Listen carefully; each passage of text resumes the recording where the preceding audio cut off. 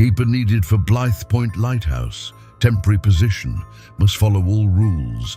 Inquire at Maritime Agencies Sector 12. The pay was high, but the dates were not clear. I didn't ask why the last keeper left or disappeared. I just wanted silence. I wanted the sound of waves instead of my ex-wife's voice in my head. Her anger still echoed in my dreams, lingering like a storm that refused to pass. I needed to be somewhere no one could reach me, somewhere I could be alone with my thoughts. I found the Maritime Agency in a small, dark alley. The windows were covered in salt, making it hard to see inside. When I stepped in, the air smelled of old wood and seawater. A thin man sat behind a heavy wooden desk. His skin looked pale, his nails thick and rough, like they were covered in barnacles. He barely looked at me as he slid a key and a piece of paper across the desk. "These are the rules," he said in a slow, tired voice. "Follow them." I picked up the list. The ink looked strange, like it had been smeared by wet fingers. The paper itself was damp, the edges curling as though it had been left out in the mist for too long. I turned it over in my hands, feeling the weight of something unsaid. Rule number 1. Light the beacon at sundown. Never let it go dark before dawn. Rule number 2, if you hear foghorns when there is no fog, lock the tower door and do not answer. Rule number 3, do not touch the broken mirrors in the supply closet. Rule number 4, at high tide, check the rocks below the lighthouse.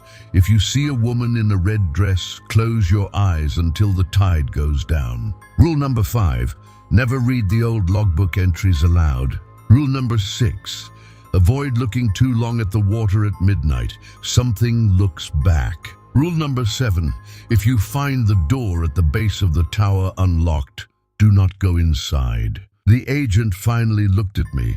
His eyes were dark and tired. He leaned closer and I smelled seaweed on his breath. His voice was lower this time, almost a whisper. "Break one," he whispered, "and the light won't protect you." A chill ran down my spine. I took the key, folded the rules into my pocket, and left without another word. As I stepped out, the salty wind hit me like a wave, strong and unrelenting.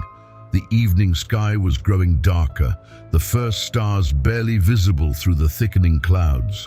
The lighthouse stood in the distance, its towering silhouette cutting through the sky like a jagged blade. The path leading to it was uneven, the ground damp and covered in patches of slick moss. My boots sank slightly into the earth as I walked.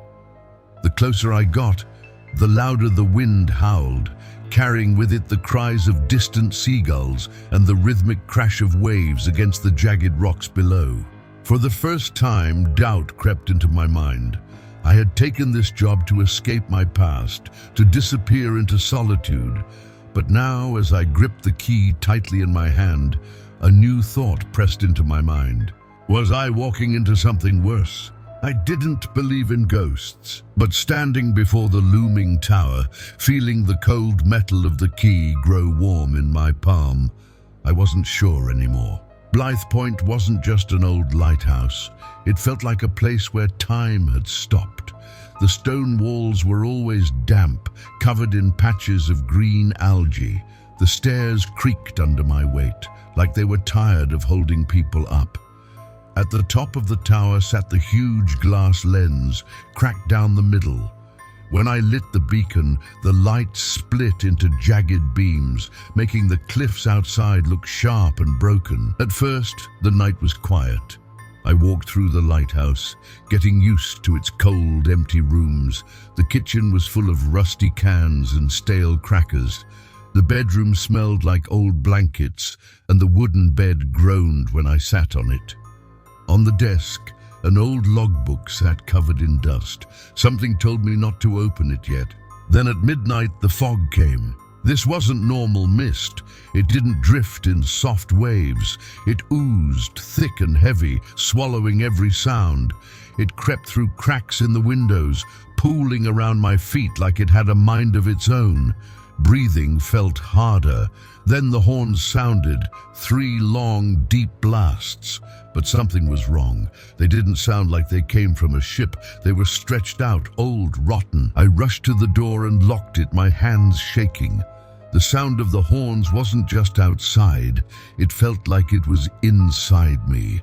These weren't warnings for lost sailors. They were warnings for me.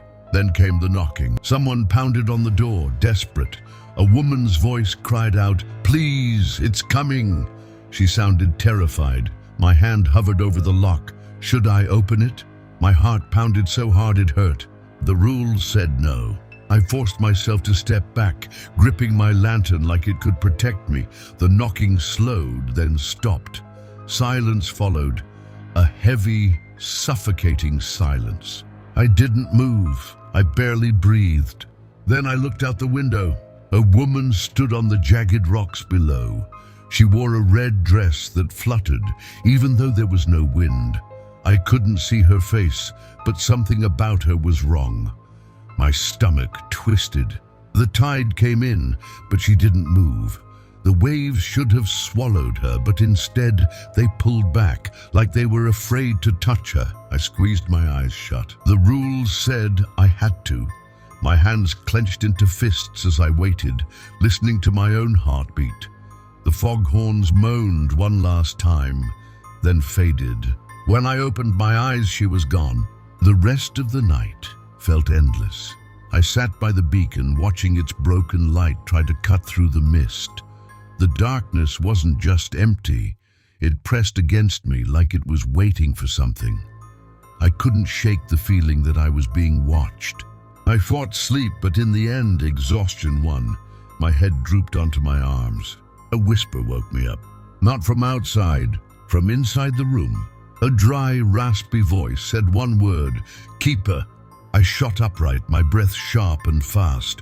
The room looked the same, but something had changed. The air was colder, and when I exhaled, I saw my breath turn white. Then I saw it. The logbook. It was open on the desk. I hadn't touched it. The pages moved, even though there was no wind. Then they stopped, landing on an entry from 50 years ago. The ink was smudged, but I could still read it. The beacon flickers, the woman watches, the door knocks. I must not open it, I must not open it. Below that, a new line had appeared, the ink still wet. "You did well." Cold dread filled me.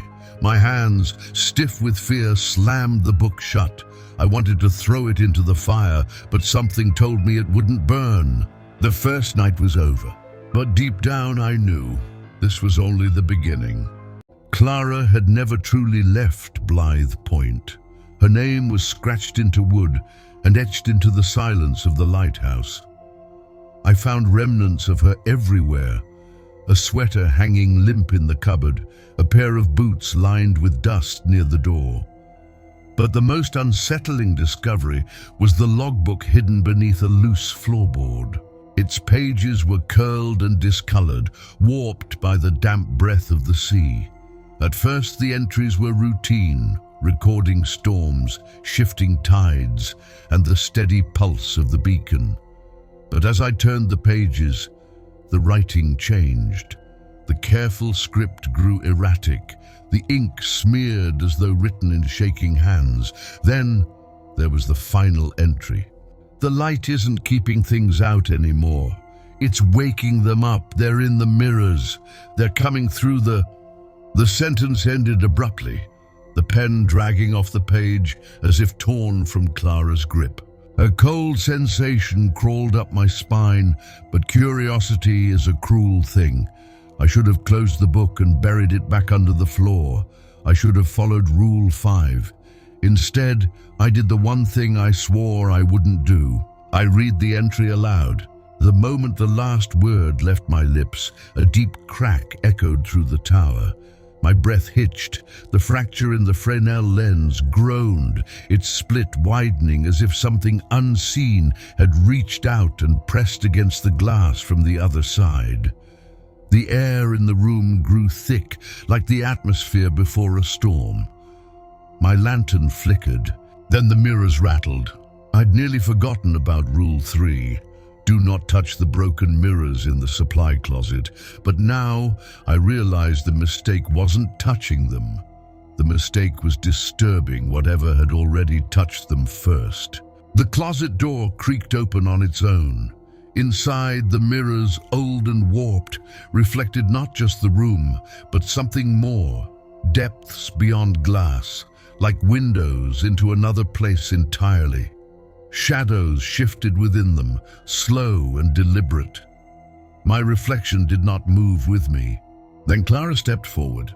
She looked just as she must have the night she disappeared, her long dark hair tangled with seaweed, her lighthouse keeper's uniform damp with brine. But her eyes were wrong, empty, wide, as if she had seen something too terrible to forget. Her lips moved, but no sound came. Her hands pressed against the inside of the mirror, leaving wet prints on the glass. I stumbled back, knocking over a chair. The mirrors trembled, the glass shivering as if it was struggling to hold her in. My pulse pounded in my ears. Then she spoke, a whisper, barely audible but sharp enough to slice through the silence. "Turn it off." The beacon. She meant the beacon, but I couldn't. The rules were clear. Light the beacon at sundown. Never let it go dark before dawn. Clara's whisper turned urgent. "Turn it off before it's too late." A gust of cold air swept through the room, carrying the scent of salt and rot. The mirrors groaned. A shape moved behind her, something vast and coiled in the darkness beyond the glass. Its outline was unclear, but I could feel it watching. The light in the tower flickered, the crack in the lens split wider, the fog outside thickened, pressing against the windows. The horn sounded, 3 low, guttural blasts, and then the knocking started again. Fists pounded on the door, more frantic this time, more than one set of hands. The voices came next, not just one woman pleading, but many. Some sobbed, some screamed, some hissed words I didn't understand. I backed away, my heart hammering. Clara's reflection twisted, her face contorted in terror. "Turn it off," she begged, slamming her palms against the glass. The pressure made the mirror crack, thin fractures spidering outward from where her hands touched. I turned toward the beacon, its fractured glow still pulsing through the night. If I obeyed Clara, I'd be breaking the first and most important rule. But if I didn't, the pounding on the door grew deafening. The voices escalated into an unnatural shriek. The mirrors rattled so violently that they threatened to shatter. The thing behind Clara moved closer, its hulking form pressing against the edges of the frame, forcing the glass to bulge outward as if it were something soft, something flexible, something that could break. I had to make a choice. The light wavered, dimming for just a second, as if uncertain whether to hold back the tide of what waited outside or inside. Then the glass shattered. The supply closet was locked, but my key fit. The rusty padlock clicked open, and I slowly pushed the door. Inside, broken mirror pieces covered the walls, showing hundreds of reflections of the same room. But something felt wrong. The reflections didn't look exactly right. I saw my own face, but one of the reflections smiled when I didn't. Another turned its head slightly, watching me too closely. One of them moved its lips, silently forming a single word. "Run." A chill ran down my spine. My hands trembled, but I reached out and touched a piece of glass. The second my finger met the cold surface, pain shot through me. A thin cut appeared on my fingertip. Then the reflections screamed. It wasn't just a sound. It was inside my head, rattling through my bones. The mirrors shook, their edges clinking together like teeth. The closet door slammed shut behind me. The small overhead light flickered. Shadows gathered at the top of the stairs, twisting into shapes that weren't human. Their limbs were too long, their bodies bending in impossible ways. They didn't step into the light, but they were waiting, watching, moving closer inch by inch. The only thing keeping them away was the lighthouse's beacon. Its glow reached the supply closet, forcing the creatures back, but the moment the light weakened, I knew they would come. I grabbed the doorknob and yanked it open. The stairwell stretched ahead, dark and endless. I had to get back to the beacon. I had to keep the light strong. Then I saw her, the woman in the red dress. She stood outside, pressed against the lighthouse window, out on the jagged rocks where the tide crashed. But she was closer now, too close. The wind howled around her, but her dress barely moved. Her hands flattened against the glass, and her face was pale and blurred, like something waterlogged and forgotten. A drop of seawater slid down the inside of the window. My stomach twisted. The rules repeated in my mind. If you see a woman in a red dress, close your eyes until you hear the tide recede. But I couldn't move. My body was frozen. Behind me, the mirrors rattled, their cracked pieces shifting. In the reflection, I saw things that weren't in the room, dark figures with twisting limbs, eyes like hollow voids. The shadows on the stairs inched forward, testing the edges of the light. Then the beacon flickered. A low, humming sound filled the air like something waking up. The crack in the lens widened, the light dimmed, flickering like a slow heartbeat, and I realized something awful. The lighthouse wasn't just keeping things out, it was keeping them in. And the woman in the red dress, she wasn't knocking anymore. She was already inside. On the fifth night, the foghorns blasted through the night. The sound wasn't normal. It was deep and rough, like something growling from beneath the sea. It didn't bounce off the waves like a regular horn. Instead, it pressed in around the lighthouse, heavy and thick, like the ocean itself was trying to get inside. Then I heard the voice. It started soft, almost playful. A laugh, my brother's laugh. Then it shifted, melting into my mother's voice. Warm, familiar. "Open up, Danny, it's cold out here." I froze. My mother had been gone for 7 years. I didn't answer. The beacon flickered. The light, the only thing protecting me, dimmed like a candle about to go out. My chest tightened. I rushed up the stairs, grabbing the crank that kept the beacon moving. It groaned as I turned it, metal scraping like something resisting me. The crack in the lens had grown bigger, splitting through the glass like a jagged scar. It wasn't just a crack anymore. It was spreading. Then the shadows came. They spilled up the stairs like black water, twisting and shifting, moving way too fast. My pulse pounded. I stumbled back, eyes darting around for something, anything to stop them. My fingers brushed against an iron lantern hanging near the door. Last time I saw the shadows pull away from the light. Maybe this could help. But before I could grab it, she appeared. Clara. Her dress hung in soaked, ripped shreds, clinging to her thin body. Water dripped from her hands, pooling at her feet. But the worst part was her face. Her eyes, they were gone. Just dark, empty holes where they should have been. She smelled like rotting seaweed, like something washed up and left to decay. "You woke them," she whispered, her voice thick and wet like she had been drowning. "Now they'll wear your skin to leave." I swallowed hard, my throat was dry. The rules, the damn rules. I had broken one. I read the logbook aloud. Now the things in the mirrors, the ones in the fog, they weren't just watching anymore. They were coming. A slow, steady knock echoed from below.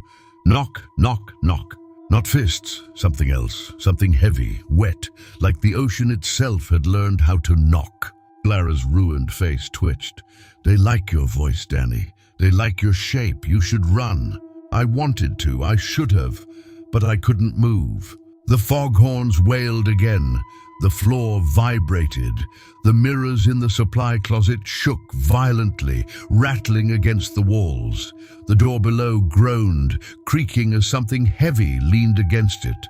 Then I heard it, my own voice, whispering from the other side of the door. "Let me in." And this time my hand reached for the latch. I tried to turn the light back on, but the shadows were too fast. They climbed up the walls, creeping through cracks, covering the room in darkness. My hands searched for the crank, the lantern, anything, but the cold hands wrapped around my ankles, pulling me down. I gasped for air, my heart pounding as the darkness swallowed me whole. The last thing I saw was the lens. The crack that had been growing for days, maybe weeks, was gone. It sealed itself like it had never been broken. The light inside flared bright and strong, pushing the shadows away. But it was too late for me, because I wasn't there anymore. I don't know how long I've been here. Time feels strange inside the mirrors. The glass is cold, stretching in all directions like a never-ending prison. Clara is here too. And the others, the ones who came before her, the ones who broke the rules. We are stuck, trapped behind the reflections, unable to speak, unable to escape. We can only watch as it all happens again. A new keeper arrives. He looks young, excited, ready for his new job. His boots echo on the stone floors as he walks through the lighthouse, putting his things down, checking the equipment. He wipes the dust from the desk, opens drawers. And then, just like always, he finds the logbook. He flips through the pages, reading the old notes. His eyebrows pull together as he sees the rules, the warnings, the last words left behind by those before him. And then he makes the same mistake they all make. He reads it out loud. The light flickers, the fog creeps in, and the horns begin to sound again.